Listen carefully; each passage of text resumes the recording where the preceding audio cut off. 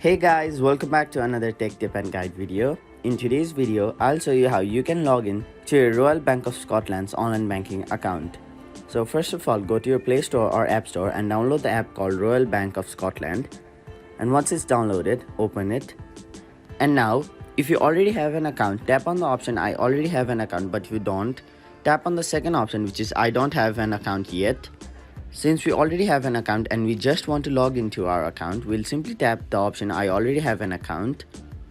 Now tap next, again, and finally accept the terms and conditions. Now enter your customer number over here, and after that, once you follow all the steps provided to you, you'll be successfully logged in to your Royal Bank of Scotland's online banking account. So that is it for this video. Hope this video was helpful to you guys, and if it was, please make sure to like this video and subscribe to our channel for more informational and helpful videos like these.